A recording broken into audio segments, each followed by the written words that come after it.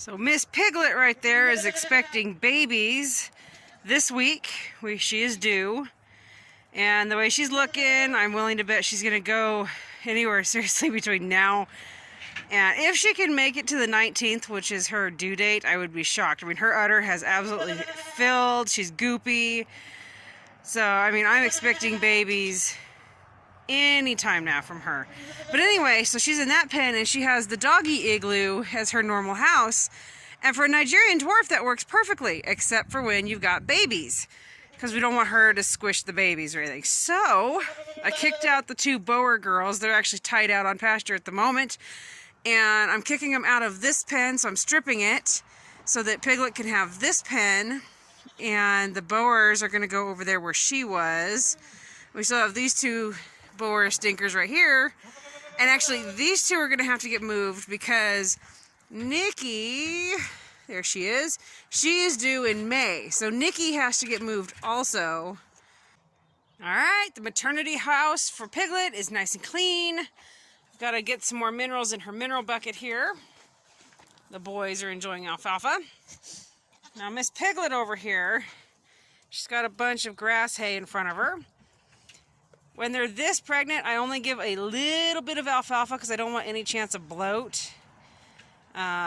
Being too big toward the end of their pregnancy and stuff like that is dangerous for the mamas. So she's got a grass hay 24/7.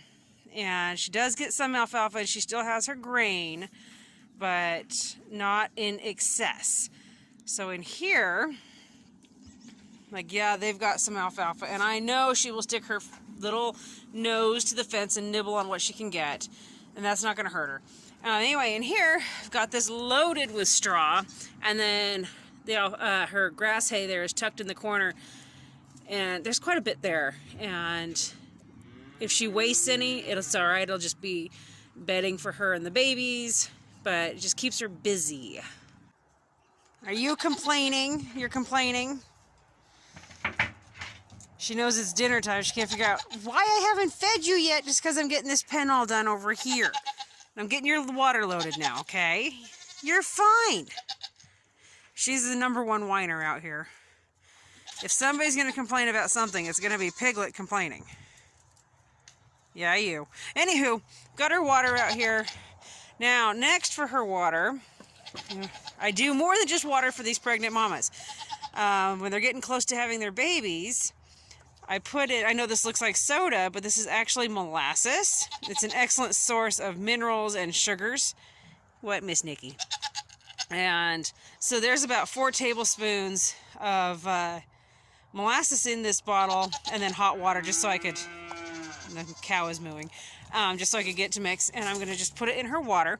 And then in her water, I'm going to be putting Bounce Back. This is an electrolyte. We've also used Gatorade in the past, but I really just, with these mamas, prefer the Bounce Back. She's going to help keep her electrolytes up, and it's going to offer some other stuff in it. Let me show you. So the nice thing is, with this, is it's offering different types of sugar, as well as some salt and the sodium and everything in this. And these mamas, they're using an awful lot of fat and sugar from their bodies in this late pregnancy. And sometimes you can have a goat that gets what's called pregnancy toxemia.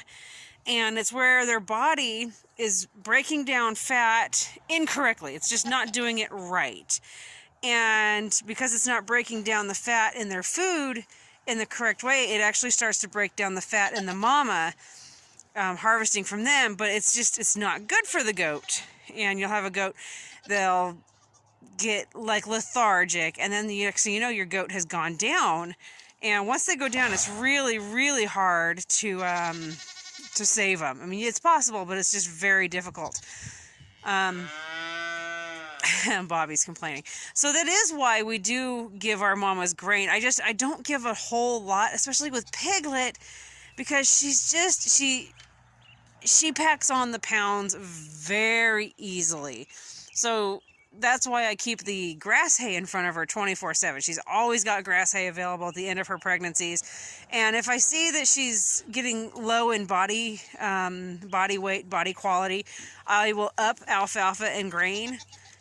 The alfalfa really can make them bloat, and bloat is where it's a buildup of gases in their digestive system and everything, and it's not good. It's very unhealthy for them.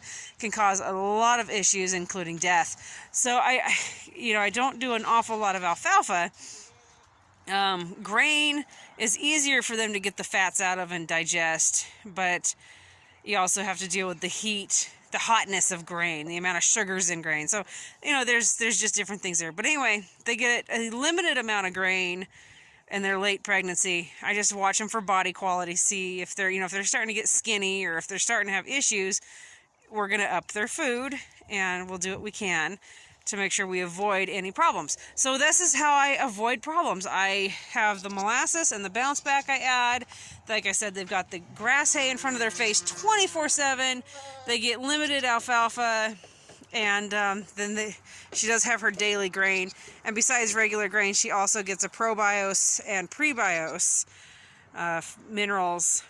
And then she has 3 or 4 different types of salt minerals mixed. So it's not all just salt, it's different various minerals, so including selenium and copper and so many other things. So lots and lots and lots of stuff to provide for these pregnant mamas.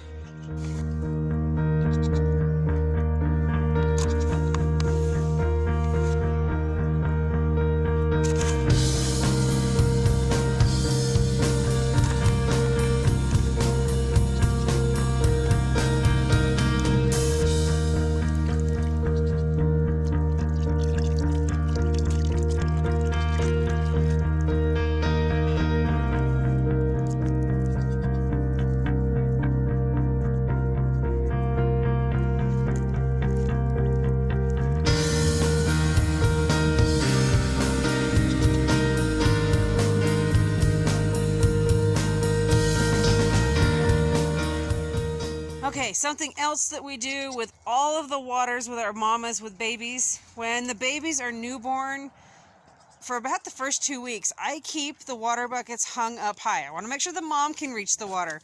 But the last thing you want is a baby, especially these Nigerians, they're so tiny. The last thing you want to do is end up finding out that you had a baby goat get into water and unable to get out. They will drown.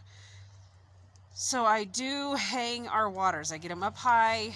That way I hopefully don't have to worry about a kid drowning. I mean, true, there is always that chance.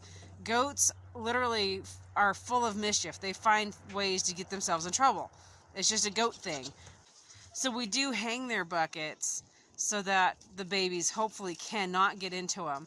Now, once the babies are after 2 weeks, I will put a pan in like what this guy has, but I only fill it full like a third. That way, if they get in, hopefully they can get out and not, fall in and start taking on a bunch of water. So there's just different things there. The saddest thing you can do is find an animal floating in water that's drowned. So it's just one of our precautions. Told you guys Piglet was food driven. I just got her grain out and just had her follow me instead of putting a collar or a lead on her.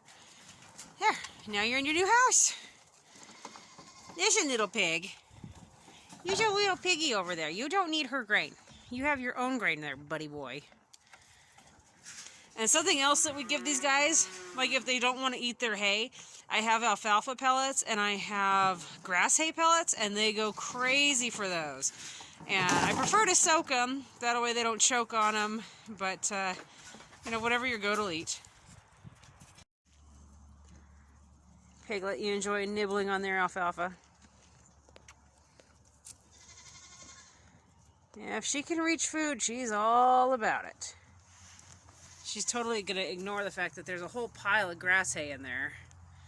Does not exist according to you. I'm starving you. If there's no alfalfa and no grain, it's just, you're starving. You're just starving. Poor neglected goat. Oh, getting comfy? Oh my goodness.